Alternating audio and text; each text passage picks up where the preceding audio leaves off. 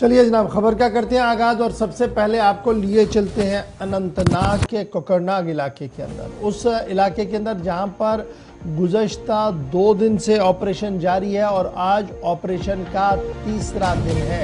5 अगस्त 2019 के बाद सबसे बड़ा ऑपरेशन इस वक्त जनूबी कश्मीर ज़िला अनंतनाग के कोकरनाग के गडोल जंगलात के अंदर चल रहा है, जहां पर मिलिटेंटों और फोर्सेस के बीच तसादुम आराई हुई है। उस तसादुम आराई के दौरान फौजी जवान समेत जम्मू कश्मीर पुलिस के आला अफसर जान बाक हुए थे। और आज जो सुबह सुबह इत्तला मिली है वो ये है कि एक और जवान जो वहाँ पर जख्मी हुआ था गुज़श्ता दिनों, वो जख्मों की ताब मिलाकर दम तोड़ बैठा। और इस तरीके से अब तक मरने वालों की तादाद जो है वो 4 तक चली गई है। गडोल अनंतनाग का इलाका आपके सामने है। इस पर जो बातें हो रही हैं जी, उसमें बड़ा इम्पोर्टेंट ये है कि जो जब आज ऑपरेशन तीसरे दिन में तो मौसम का मिजाज बदला हुआ है।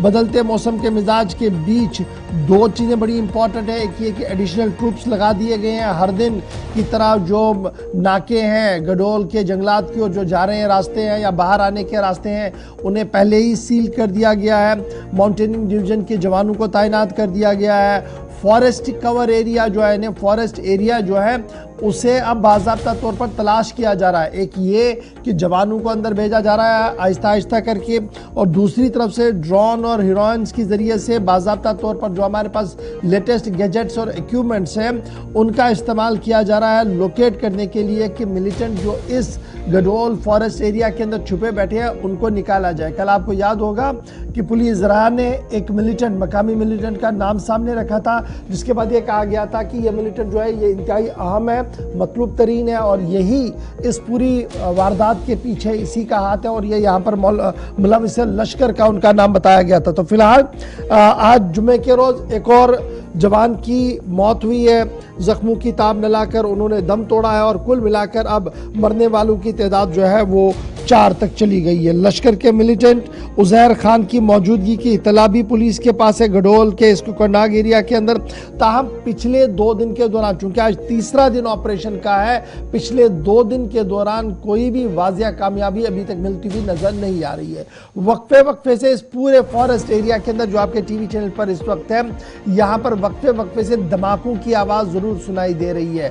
वक्फे वक्फे से गोलियां भी चल रही है। ताहम दिफाई और अस्करी ज़राइयों ने इस बात की तस्दीक की है कि जो एस्टैब्लिश कॉन्टैक्ट होने की बातें हो रही थी कल, और एक बार ये भी खबर आई थी कि दोबारा मिलिटेंटों के साथ रब्ता हो गया जी, फायरिंग का तबादला हुआ था, वो एक बार फिर मुनक़ता हुआ था तकरीबन 3 से 4 बजे के दरमियान। और तब से लेकर रात देर गए तक सिक्योरिटी एजेंसीज ने अपने ही तरीकों का इस्तेमाल किया, गैजेट्स का इस्तेमाल किया, फॉरेस्ट के अंदर उससे निगरानी करने की कोशिश की। लेकिन फिलहाल खबर ये कि इस झड़प के दौरान एक और जवान के मारे जाने की इतला है। कुल मिलाकर 4 तादाद हो गई। और कल लेफ्टिनेंट गवर्नर मनोज सिन्हा ने आर्मी के उन जवानों को भी खराज अकीदत पेश किया जो गडोल के इस जंगली इलाके के अंदर मिलिटेंटों का शिकार बने। सीधे हम श्रीनगर चलेंगे जहां से पीर मुजफ्फर हमारे साथ ज्वाइन करेंगे। पीर मुजफ्फर, बहुत बहुत शुक्रिया हमारे साथ ज्वाइन करने के लिए। बड़ा इंपॉर्टेंट ये है, बताइएगा कि ये जो ऑपरेशन शुरू हुआ है जिसका आज तीसरा दिन है, मौसम का मिजाज बदला हुआ है, क्या कुछ डिटेल्स आपके पास? गवर्नर मैं बता दूं, आज जो ये एनकाउंटर है बिल्कुल तीसरे रोज में आप ये दाखिल हो चुका है। जब हम वहां से देर रात निकले तो वहां पे जो फौज की स्ट्रेटेजी है या सिक्योरिटी फोर्सेज है, फिलहाल उन्होंने वहां पे री-एनफोर्समेंट मंगवाई, मजीद ट्रूप्स वहां पे भेजे गए हैं। लेकिन जो मौसम ने कुछ वहां पे बाधा डाली थी, मतलब अबरा आलूद होने के साथ कुछ बूंदाबांदी भी वहां पे देखने को मिली। फिलहाल अभी अभी कुछ इत्तलात आ रहे हैं कि मौसम में फिर सुधार आ गया है, जिसके कारण जो सिक्योरिटी फोर्सेज ने अपना घेरा उसको और मजीद सख्त कर दिया और जो ऑपरेशन है ऑपरेशन में तेजी लाई है। फिलहाल मैं बता दूं, एक तरफ जहां पहली बार हमने देखा है कि जो ड्रोन्स है वहां पे वो इस्तेमाल में लाए गए हैं, हेलीकॉप्टर के साथ साथ स्नाइपर डॉग्स। लेकिन एक बहुत बड़ी बात यह है कि सुबह सुबह जो हमारे पास एक इत्तला आ रही है कि फौज का एक और जवान दम तोड़ बैठा है। कुल मिलाकर पहले दिन अगर हम बात करें जब वहां पे ये मुठभेड़ शुरू हुई, जिसमें इब्तदाई तौर पर 5 सिक्योरिटी पर्सनल जख्मी हुए थे, जिनमें इलाज के लिए बाद में अस्पताल पहुंचाया गया। लेकिन उसमें से पहले ही रोज शाम को जो खबर आई कि इंडियन आर्मी से 2 कर्नल और मेजर और जम्मू कश्मीर पुलिस से 1 डीवाईएसपी देश की खातिर ने कुर्बानी दी। लेकिन आज अलग सुबह एक और खबर आई कि एक और फौजी ने दम तोड़ दिया है, उन्होंने भी देश की खातिर कुर्बानी दी। कुल मिलाकर जो ये ऑपरेशन, जो ये एनकाउंटर अब एक चैलेंज बनता जा रहा है सिक्योरिटी फोर्सेस के लिए, क्योंकि आए दिन जो ये एनकाउंटर है ये टूल पकड़ता जा रहा है, इस गर्ज से कि एक तरफ एक चैलेंज ये है कि एक ये जो ये पहाड़ है ये काफी वसी है, डेंस फॉरेस्ट है। अब इन्होंने चारों ओर इस पहाड़ को घेर के रखा है। मैं बता दूं, एक ओर से इसी पहाड़ के एक ओर से कपरन वेरीनाग का भी एक क्षेत्र मिलता है, दूसरे ओर से कश्तवाड़। अब फौज के लिए एक और चैलेंज है कि कहीं जो मिलिटेंट छुपे हुए हैं इस पहाड़ के बीच बीच कहीं वो दूसरा रास्ता न इख्तियार करे, इसलिए अब फूक फूक के कदम डाल रही है सिक्योरिटी फोर्स और उस जगह की ओर वो जाने की कोशिश कर रहे हैं जहां पे उनको ये खदशा है। क्योंकि कल दिन भर यही खबरें गश्त कर रही थी, जराया से खबर आई या फौजी जराया से कि सिक्योरिटी फोर्स ने 2 मिलिटेंट्स को पिन पॉइंट किया है जिनके पास स्पष्ट वेपन्स है, जिनके कारण ये कार्रवाई अमल में वो ला रहे हैं। अब सिक्योरिटी फोर्स की कोशिश की जल्द से जल्द उन तक पहुंच पाए, लेकिन गवर में बता दूं दिन भर काफी गोलाबारी भी हुई, वक्त पे से कुछ ब्लास्ट साउंड भी हमने देखे, धुआं भी उठा, आग के शोले भी देखे हमने जंगल के बीचों बीच। लेकिन अभी तक जिस प्रकार से सिक्योरिटी फोर्सेस का ये कहना है कि जिस तरह से पहले रोज एनकाउंटर, जिस तरह से पहले रोज मुठभेड़ हुई, उस प्रकार से अभी तक उस तरह से कोई मुठभेड़ देखने को नहीं मिले जिसमें सिक्योरिटी फोर्स और मिलिटेंट का एक बार फिर आमना सामना हो और जो कांटेक्ट वो एस्टेब्लिश हो जाए। कुल मिलाकर अगर हम आज की बात करें, फिलहाल जब शाम देर गए सिक्योरिटी फोर्सेज ने रिइंफोर्समेंट मंगवाई और डिप्लॉयमेंट मंगवाया, इसके साथ साथ इस वक्त वहां पे जो माउंटेन फोर्स उसको भी तलब किया गया। पहली तो बार हम अभी देख ये रहे हैं ऑपरेशन इस क्योंकि वक्त चल रहा है अभी क्योंकि खबरें थी कि खराब मौसम भी शायद कार्रवाई को मुतासिर कर सकता है।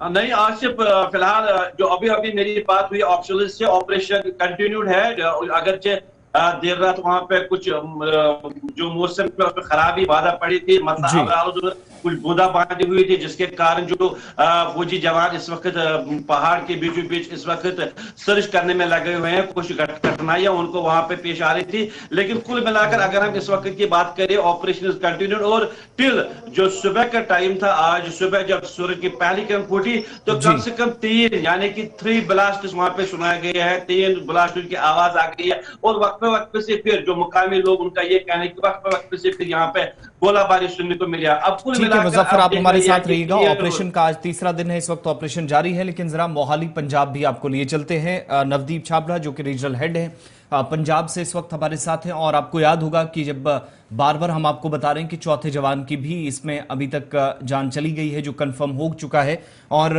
पहले 3 सीनियर ऑफिशियल्स जिनमें 2 आर्मी के थे, 1 पुलिस के थे, जिनने अपनी जान कुर्बान की, उनमें कर्नल मनप्रीत का नाम भी सर फहरिस्त आपको याद होगा। पहले दिन से हम आपको बता रहे हैं। इस वक्त कर्नल मनप्रीत के घर से मोहाली से नवदीप जी हमारे साथ हैं। बहुत शुक्रिया नवदीप जी ज्वाइन करने के लिए। क्या तैयारियां हैं? पार्थिव शरीर पहुंचा है या पहुंचाने की तैयारियां हैं? कब तक जो है वो जो आखिरी रस्मात हैं या जो चीजें फाइनल हैं वो करनी है मोहाली के अंदर? क्या कुछ इस वक्त तैयारियां हैं?